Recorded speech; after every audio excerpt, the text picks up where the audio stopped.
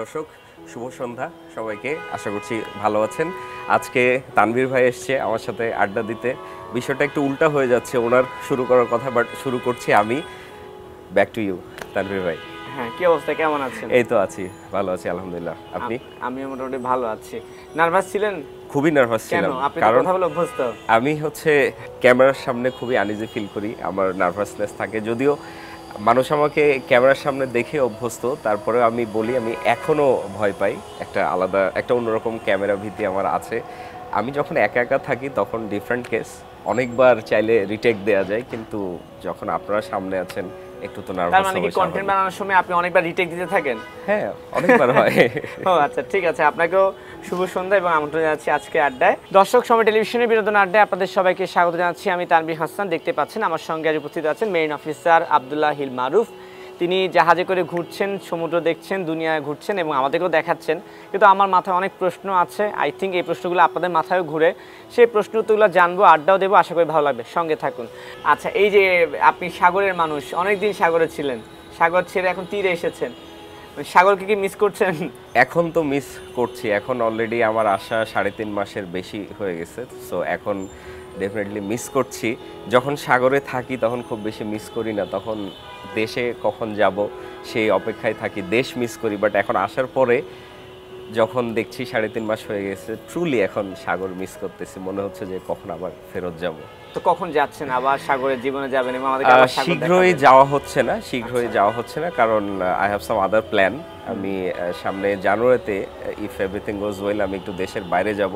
আমাদের একটু পড়াশোনা করতে হয় আর কি, স্টেপ বাই স্টেপ ওপরের দিকে যাওয়ার জন্য। সো আমার জানুয়ারিতে অস্ট্রেলিয়া যাওয়ার প্ল্যান আছে। ওখান থেকে পড়াশোনা করে ঘুরে এসে তারপরে আবার হয়তো জাহাজে যাব। সো এখন থেকে প্রায় অন্তত 1 বছর আমি জাহাজে যাচ্ছি না। এটা আমার দর্শকরা শুনলে একটু হতাশ হবেন, বাট আমার ক্যারিয়ারটা, এটা আমার মেন প্রায়োরিটি। আর ব্লগিং, ভিডিও এগুলো তো পরের কথা। সো আগে ক্যারিয়ারে ফোকাস করতে হবে। প্রথমে একটা গতানুগতিক প্রশ্ন, যে আপনি একজন নাবিক, আপনি একজন মেরিন অফিসার, পাশাপাশি কন্টেন্ট ক্রিয়েশন করছেন।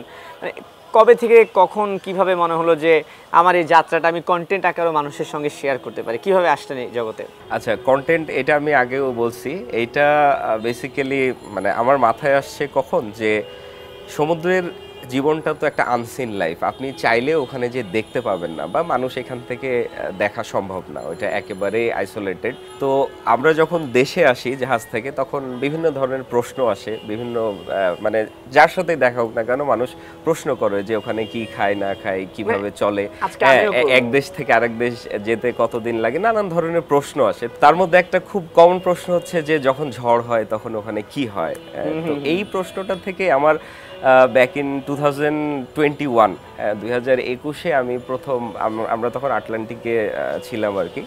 আমরা সিঙ্গাপুর থেকে ভেনেজুয়েলার ওইদিকে যাচ্ছিলাম। তো আটলান্টিকে থাকা অবস্থায় ওয়েদার রাফ হলো, মোটামুটি ঝড় হচ্ছিল বেশ ভালো রকমের। তো সেই দিন কি মনে হলো, আমি ভোরবেলায় জাস্ট ছোট্ট একটা ভিডিও ক্লিপ নিয়ে, যে এখন আমি এইখানে আছি, এখন ঝড় হচ্ছে, তো এই সিচুয়েশন, সব কিছু ঠিকঠাক আছে, কোনো সমস্যা নাই। তো আমি জাস্ট ছোট্ট একটা ভিডিও আমার ফেসবুক আইডিতে দিছিলাম। তখন আমার পেজ ছিল না। তো আইডিতে দেওয়ার পরে দেখি যে সাডেনলি হিউজ রেসপন্স। তখন বুঝলাম যে আসলে মানুষের আগ্রহ আছে। আর আমি তখন প্রথম বাংলাদেশি হিসাবে, বা এই সেক্টরের প্রথম ভিডিও আমি করছিলাম। তো তারপরে মনে হলো যে আচ্ছা, ওয়াই নট স্টার্ট ব্লগিং। তখন মানে ওই রকম কিছু ছিল না, জাস্ট একেবারে নর্মাল ভিডিও করা। তো তখন আস্তে আস্তে আমি চিন্তা করলাম যে আচ্ছা, মানুষের যেই প্রশ্নগুলো আমি ফেস করি, জাস্ট সেই প্রশ্নগুলোর উত্তর দিয়ে আমি একটা একটা করে তখন ভিডিও আপলোড করা শুরু করি। দেন ম্যাসিভ রেসপন্স। তো সেই কারণে এই যে আমি হয়তো এখন আপনার সামনে বসা। মারুফ ভাই, এই যে আমি তো বাংলাদেশে আছি, সো আমার এখানে ইন্টারনেট অ্যাভেলেবেল, আমি মন চাচ্ছে নেট কিনছি, ইউজ করছি। তো এই যে জাহাজে তো আপনারা এক এক সময় এক এক সমুদ্র সীমায় থাকেন, ওইখানে আসলে আপনারা ইন্টারনেটটা ব্যবহার করেন কিভাবে? এটা হচ্ছে স্যাটেলাইট ওয়াইফাই। আচ্ছা, স্যাটেলাইট ওয়াইফাই থাকে এখন বেশিরভাগ জাহাজেই স্যাটেলাইট ওয়াইফাই আছে। ইনফ্যাক্ট অনেক জাহাজে স্টারলিংকও আছে। এখন আস্তে আস্তে বেশিরভাগ জাহাজে স্টারলিংক আসতেছে।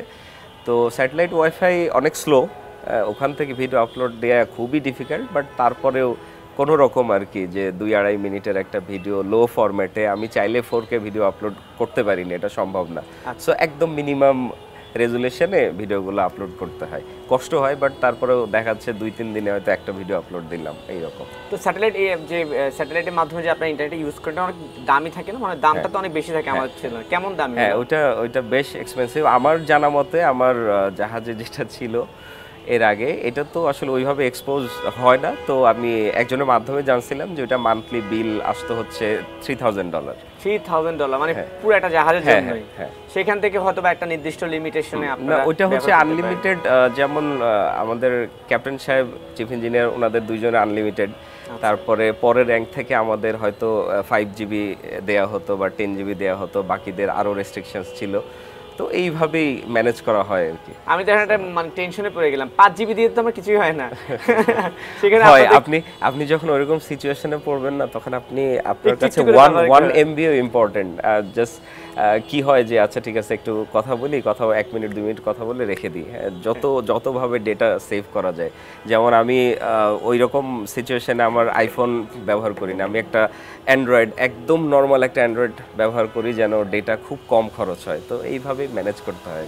একটা দেশ থেকে একটা দেশে যেতে আনুমানিক আপনাদের কত সময় লাগে বা কত দিন আপনারা জাহাজে পার করেন? এটা ডিপেন্ডস অন ডিস্টেন্স, আমি কোথা থেকে কোথায় যাচ্ছি। ফর এক্সাম্পল, আমার হচ্ছে সব থেকে লম্বা প্যাসেজ যেটা ছিল ভেনেজুয়েলা থেকে চায়না। ভেনেজুয়েলা থেকে শুরু করে সাউথ আফ্রিকার নিচে দিয়ে, তারপর ইন্ডিয়ান ওশান পাড়ি দিয়ে সাউথ চায়না সি, সিঙ্গাপুর, এইদিকে আমাদের সময় লাগছিল টোটাল 55 দিন। আবার এটা জাহাজের স্পিডের ওপরে ডিপেন্ড করে, সব জাহাজের স্পিড কিন্তু একরকম না। যেমন কন্টেইনার জাহাজের স্পিড অনেক হাই থাকে, 20 নট 25 নট পার আওয়ার। তো তাদের মানে আমাদের যা টাইম লাগবে তাদের অর্ধেক সময়ে তারা কিন্তু পৌঁছে যায়। So depends on distance, speed, তারপরে ওয়েদার তো অবভিয়াসলি ম্যাটার করে। এই 55 দিন কোনো মাটি বা তীর আপনারা স্পর্শ করেনি, পুরোটাই জাহাজে ছিলেন? পুরোটাই জাহাজে। আচ্ছা, ধরুন আমরা তো সকালবেলা ঘুম থেকে উঠি, নামাজ পড়ি, নাস্তা করি, কাজে যাই, বিকেলে বাসায় ফিরি, টিভি দেখি, রাতে আবার খাওয়া দাওয়া করে ঘুমাই। এই যে 55টা দিন কাটিয়েছেন সাগরে, ওই সময় আপনাদের ডেইলি লাইফটা, ওয়ার্কটা কেমন থাকে? Daily life same. আমার যেমন ডিউটি আওয়ার যেটা থাকে, আপনি যেটা বলতেছেন, আমারও সেম। জাস্ট আমাকে বের হয়ে আলাদাভাবে রাস্তায় অফিসে যেতে হয় না। আমি কেবিন থেকে বের হয়ে 1 ফ্লোর উপরেই আমার অফিস, আবার সেটা শেষ করে আবার খাওয়া দাওয়া করে কেবিনে যাওয়া, মাঝে মাঝে বাইরে হাঁটাহাঁটি করা, plus recreation, games, indoor games থাকে, প্লাস মুভি নিয়ে যাই ডাউনলোড করে, অনেক মুভি সিরিজ। তো এইভাবেই টাইম পাস হয়ে যায়। ওইখানে ভেতরে, জাহাজের ভেতরে, ধরুন আপনাদের কর্মপরিধির বাইরে আপনাদের বিনোদনের জন্য কি কি ব্যবস্থা থাকে বা কিভাবে? আমাদের বিনোদন হচ্ছে ওই যে বললাম, ইনডোর গেমস থাকে, মুভি থিয়েটার, বড় টিভি আছে, সেখানে চাইলে মুভি দেখা যায়, গেমস খেলা যায়। এই তো। ঘুমান কি রাত 10টা-11টাতে ঘুমিয়ে যান? না, ঘুম এটা ডিপেন্ড করে। যেমন আমি জাহাজে সেকেন্ড অফিসার, সো আমার ঘুমটা হয় না বললেই চলে, কারণ সেকেন্ড অফিসারের ডিউটি থাকে রাত 12টা থেকে 4টা আর দুপুর 12টা থেকে 4টা। আচ্ছা। সো আমি যতদিন জাহাজে ছিলাম বা সেকেন্ড অফিসার হিসেবে আমি যতদিন থাকবো, তার মানে আমি এক রাতও ঘুমাচ্ছি না। আমার ঘুমটা হবে হচ্ছে দিনের বেলায়, কারণ আমার ডিউটি হচ্ছে এইরকম মিডনাইট থেকে লেট নাইট পর্যন্ত। সো এইরকম যার ডিউটি ভাগ করা আছে, সেই অনুযায়ী তারা রেস্টে যায়। যারা জাহাজে করে ঘুরছে বা নাবিক হিসেবে আছেন, আমার কাছে কেন জানি মনে হয় তাদের কাছে সবচেয়ে চ্যালেঞ্জিং ব্যাপার হচ্ছে জলদস্যুতা বা জলদস্যুর ব্যাপারটা। এই ব্যাপার নিয়ে আমি আপনার কাছ থেকে একটু জানতে চাই, আপনারা আসলে কখন কিভাবে বুঝেন যে জলদস্যুর আক্রমণের শিকার হচ্ছেন? সেক্ষেত্রে আসলে প্রোটেকশনের ব্যাপারগুলো কি থাকে? আচ্ছা, জলদস্যুর ব্যাপারে সব থেকে ওভারহাইপ যে জায়গাটা, সেটা হচ্ছে সোমালিয়ার কথা তো সবাই জানে, যে সোমালিয়ান জলদস্যুর ব্যাপারে। তো এখন সোমালিয়ায় অ্যাটাক খুব বেশি হয় না। এখন আপনি জানলে অবাক হবেন যে বেশি অ্যাটাক হয় হচ্ছে সিঙ্গাপুর, মালয়েশিয়ার এই জায়গাটায়, মালাক্কা স্টেটে। কারা করে এটা? এটা বেসিক্যালি হচ্ছে ইন্দোনেশিয়ান পাইরেট আছে। এটা বললে অনেকে আবার মাইন্ড করতে পারে। আমি এর আগে বলছি, তো আমাকে মানুষজন গালাগাল দিচ্ছে যে আমি মুসলিম কান্ট্রির এগেনস্টে বলি, বাট যেটা সত্য সেটাই। ইন্দোনেশিয়ান পাইরেটরা ওখানে বেশি, ওরাই অপারেশন চালায়, ওরাই বেশি ভয়াবহ। ইনফ্যাক্ট আমার গত জাহাজে আমরা হচ্ছে সিঙ্গাপুরে ছিলাম, সিঙ্গাপুর ইস্ট ওপিএল বলে, সিঙ্গাপুরের পাশে। তো আমাদের জাহাজ থেকে মাত্র 3 নটিক্যাল মাইল ছিল সম্ভবত অ্যারাউন্ড, ওইখানে এরকম ডাকাত আক্রমণ করছিল। হ্যাঁ, আমি আমরা একটা video আমরা দেখেছি। শুনছি, সবকিছু শুনছি ভিএইচএফ এ। তো ওরা কিন্তু ইন্দোনেশিয়ান ছিল। প্লাস শুধু যে ইন্দোনেশিয়ান তা না, ওদের অনেক সময় গ্রুপ থাকে ইন্দোনেশিয়ান মালয়েশিয়ান একসাথে এইভাবে। প্লাস আরও যদি বলি গালফ অফ গিনি আছে, যেটা খুব ডেঞ্জারাস একটা জায়গা। তারপরে আপনার আফ্রিকার দিকে আছে, আফ্রিকার দিকে হচ্ছে নাইজেরিয়া, ঘানা, ওই সাইডটা, ওই দিকেও অ্যাটাক হয় আর কি মোটামুটি। এখন প্রোটেকশন বলতে যেমন সোমালিয়ার দিকে গেলে যেটা হয় যে আমরা আর্ম গার্ড নিয়ে নিই, 3 বা 4 জন গার্ড আসে সশস্ত্র অবস্থায়। তো তারা তো ট্রেন্ড আর কি, তারা বিভিন্ন দেশের অবসরপ্রাপ্ত বাহিনী, হ্যাঁ মানে সামরিক ইয়ে থেকে, হ্যাঁ ওই থেকে। যেমন আমাদের জাহাজে নেপাল থেকে আসছিল, তারা হচ্ছে নেপালের সামরিক বাহিনীতে ছিলেন। তারপরে ওইখানে জব শেষ করে তখন ওইখানে সিকিউরিটি গার্ড হিসেবে তারা জব করে। তো তাদেরকে আমরা সোমালিয়ায় পৌঁছানোর আগে জাহাজে উঠাইনি, তারপর সোমালিয়া যখন এরিয়া ক্রস করে যায় ওই পাশে যে আবার আমরা তাদেরকে ড্রপ করে দিই। এইভাবে সিকিউরিটি এইভাবে মেনটেন করা। প্লাস আমাদের জাহাজ থেকে যত রকমের সতর্কতা নেওয়া যায় আমরা সেটা নিই। আচ্ছা, এইটাই তো একটা নতুন জিনিস জানলাম। আচ্ছা, as like third party time মতো তারা হচ্ছে আপনাদের সিকিউরিটির ব্যাপারটা দেখে, তো ওনাদের কি ওপেন ফায়ার করার পারমিশন আছে? পারমিশন আছে, ওপেন ফায়ার করার পারমিশন আছে, বাট চেষ্টা করা হয় শেষ পর্যন্ত ফায়ার না করা। হ্যাঁ, কারণ কি হয় যে পাইরেটসরা যদি দেখে যে আর্মগার্ড জাহাজে আছে, ওরা কিন্তু আসবে না। সো যদি এরকম সিচুয়েশন হয়, প্রথমত ফাঁকা ফায়ার করা হয়। আমি নিজেও দেখছি ফাঁকা ফায়ার করেছেন। হ্যাঁ, একটু অভিজ্ঞতা জানবো। হ্যাঁ, আমি দেখছি ফাঁকা ফায়ার করতে। এইটা অবশ্য অনেক আগের কথা, এটা ব্যাক ইন 2014। তখন আমি ইরানিয়ান জাহাজে চাকরি করতাম। তো তখন এই ঘটনা ঘটছিল তুরস্ক যাওয়ার সময়। তো ভোরবেলায় পাইরেটসরা নরমালি হচ্ছে ভোরবেলার টাইমটা টার্গেট করে, যখন মানে ঘুমে থাকে। হ্যাঁ, তো ওই সময়টা কি হয় যে থাকে না, সবাই একটু হয়তো রেস্টে আছে, বা শুধু ডিউটি অফিসার ছাড়া অন্য কেউ নাই, বা ওই সময়টা একটু চারিদিকে নীরব থাকে, অন্ধকার অন্ধকার অন্ধকার। তো ওই সময়টা ওরা বেশি টার্গেট করে। তো আমি দেখছিলাম ওই সময় আর কি ফাঁকা ফায়ার করার সাথে সাথে আমরা চারিদিকে মানে সব এন্ট্রান্স বন্ধ করে দিয়েছিলাম, যতভাবে সতর্কতা নেওয়া হয়। কিছু চেকলিস্ট আছে, সেই অনুযায়ী আর কি ব্যবস্থা করা হয়।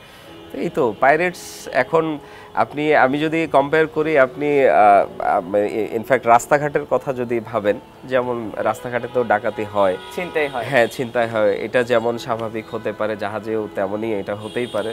সো এইসব মাথায় নিয়েই চলতে হয়। ধরুন বিশাল সমুদ্রে আপনারা জাহাজে করে যাচ্ছেন, মানে আপনারা বুঝেন কিভাবে যে এখানে জলদস্যুরা আসছে, বা আগে থেকে টের পান কিভাবে এটা জিনিসটা? এটা হচ্ছে হাই রিস্ক এরিয়া মার্ক থাকে, হ্যাঁ, আমাদের চার্টে হাই রিস্ক এরিয়া মার্কিং থাকে, যে এখানে গেলে এই ধরনের ঘটনা ঘটতে পারে। প্লাস আমাদের কাছে মেসেজ আসতে থাকে যে এইখানে প্যারিসে অ্যাটাক হয়েছে বা এখানে হয়েছে। তো সেই অনুযায়ী আমরা আগে থেকে প্রস্তুতি নিই। যেমন সিঙ্গাপুর মালাক্কা স্ট্রেটে ঢুকলে আমরা জানি যে এখানে হতে পারে, তো সেই হিসাবে আমরা আগে থেকে প্রস্তুতি নিয়ে রাখি। এইরকমই সোমালিয়ান এরিয়াতে গেলেও সেম, বা গালফ অফ গিনি বা অন্যান্য জায়গায় যত জায়গা আছে মার্ক করা থাকে আর কি। ওনারা তো মূলত আসলে জিম্মি করার জন্য আসে নাকি, যে জাহাজ জিম্মি করে বেসিক্যালি সোমালিয়াতে। সোমালিয়ানরা যেমন জাহাজ তারা নিয়ে যায় একদম, আর অন্যান্য জায়গায় যেটা হয় যে ইনস্ট্যান্ট তারা যা পাবে আপনার থেকে নিয়ে যাবে। হ্যাঁ, জাহাজে কোনো মানে এক্সপেন্সিভ ইকুইপমেন্ট কিছু থাকলে, প্লাস এটা বলা ঠিক না, জাহাজে ক্যাশ টাকা থাকে, মোটামুটি সব স্বাভাবিক লম্বা সফরে। তো জাহাজের নর্মাল অপারেশনের জন্য কিছু ক্যাশ থাকে। সো তারা এইভাবে টার্গেট করে আর কি, ইনস্ট্যান্ট যা পাচ্ছে তারা নিয়ে বের হয়ে যাবে। একটা জাহাজে তো আপনারা অনেক মানুষ থাকে, মোটামুটি কতজন থাকেন আনুমানিক? ডিপেন্ডস, এটা জাহাজের সাইজের উপরে, জাহাজের টাইপের উপরে। আমার জাহাজে যেমন 24, 25, 26 জন থাকে। আর জলদস্যু যখন আসে তারা কতজনের দল নিয়ে আসে? 8 জন 10 জন হতে পারে, বেশি হতে পারে, কম হতে পারে। স্পিড বোট আকারের বোটগুলো নিয়ে আসে, এসে ধরে নিয়ে চলে যায়। হ্যাঁ, আচ্ছা ঠিক আছে। না আসলে আমি আমার নিজের প্রশ্নগুলোই করছিলাম। স্বাভাবিক। আপনার রিসেন্টলি একটা ভিডিও, প্লাস আপনি একটু আগে বলছেন যে 3 নটিক্যাল মাইল দূরে আপনি শুনতে পাচ্ছিলেন যে ওই জাহাজে জলদস্যু আক্রমণ হয়েছে। এই কন্ট্যাক্টটা আসলে আপনারা কিভাবে করেন, বা আপনারা কিভাবে শুনতে পেরেছিলেন? ভিএইচএফ থাকে, যেটা চ্যানেল 16 হচ্ছে ইউনিভার্সাল একটা চ্যানেল। প্রত্যেকটা জাহাজে চ্যানেল 16-এ ওয়াচ করা হয়। আমি যদি কোনো একটা জাহাজের সাথে কথা বলতে চাই, ওই চ্যানেল 16-এ যদি আমি তাকে কল করি, সে আমার ওইটা শুনতে পাবে। যে কোনো দূরত্বে হোক? হ্যাঁ, না যে কোনো দূরত্বে না, এটা হচ্ছে ভিএইচএফ এর দূরত্ব একরকম আছে, এমএফএইচএফ এর দূরত্ব একরকম, এইচএফ এর দূরত্ব। ভিএইচএফ দিয়ে সর্বোচ্চ কত ধরেন 30-35 নটিক্যাল মাইল পর্যন্ত যায় আর কি, শোনা যায়। তো এটা এনাফ আর কি, মোর দ্যান এনাফ। তো ওদের অ্যাটাকটা হওয়ার পরে ওই জাহাজে যেটা হয়েছিল যে পাইরেটস ওঠা মাত্রই তাদের সমস্ত ইলেকট্রিক্যাল ইকুইপমেন্টগুলো নষ্ট করে দিচ্ছে আর কি, তারটার কেটে দিছিল। তো তৎক্ষণাৎ তারা ওইভাবে জানাতে পারে নাই। ইন দ্য মিন টাইম বেশ 2জন কি 3জন আহত হয়েছিল আর কি, তাদেরকে স্ট্যাব করছিল আর কি মাথায়। তো এরপরে ওরা যখন নেমে যায় তখন আমাদের ওই জিএমডিএসএস ওয়াকি টকি থাকে, হ্যাঁ, যেটা হচ্ছে ওই চ্যানেল 16 থাকে ওইটাতে।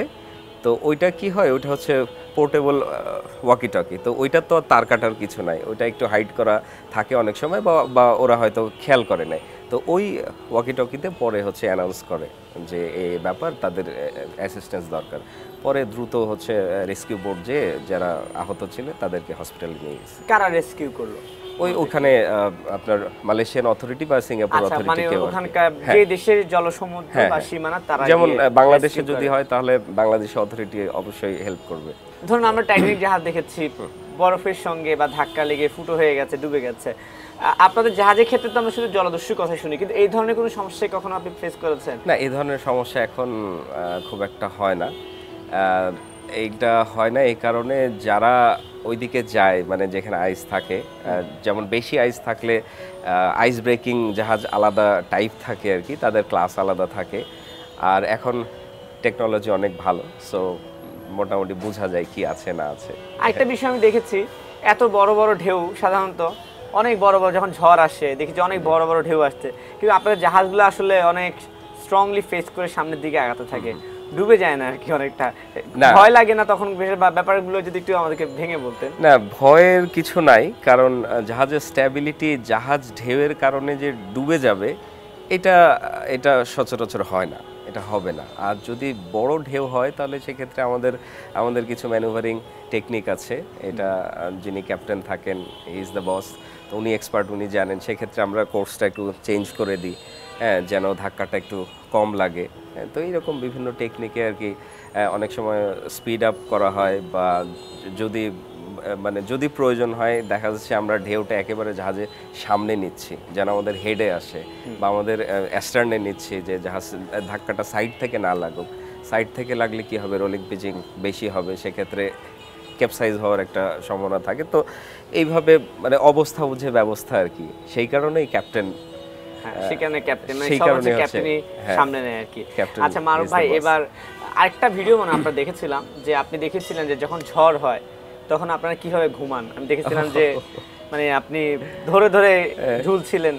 আসলে ওই মোমেন্টগুলো, এক ধরনের একটা ঝড় তো আর 5-10 মিনিটে শেষ হয়ে যায় না। তো যখন ঝড় চলে তখন আসলে মাঝে মধ্যে ভয় হয় না যে আজ যদি কিছু হয়ে যায়, এত বড় একটা সমুদ্রে আমি একা? আমি ভয়ের কথা যদি বলি, রাত্রে আমার একটু ভয় লাগে। প্রতি রাতেই? দিনের বেলা খুব একটা ভয় লাগে না, বাট রাত্রে মনে হয় যে আমার কাছে মানে এরকম ফিল হয় যে আশেপাশে অন্ধকার, কেউ নাই। এই রাত্রেবেলা এখানে যদি কিছু হয় তাহলে কি হবে, হ্যাঁ, এই ভয় তো একটা সবসময় থাকে। তো আল্লাহ ভরসা, দোয়া তো করি। আর সমুদ্রে গেলে বুঝতেছেন তখন একটু আর কি, এখন একটু দুষ্টামি করি, কিন্তু সমুদ্রে গেলে তখন ভালো হয়ে যায়। ভালো হয়ে যায়। আচ্ছা।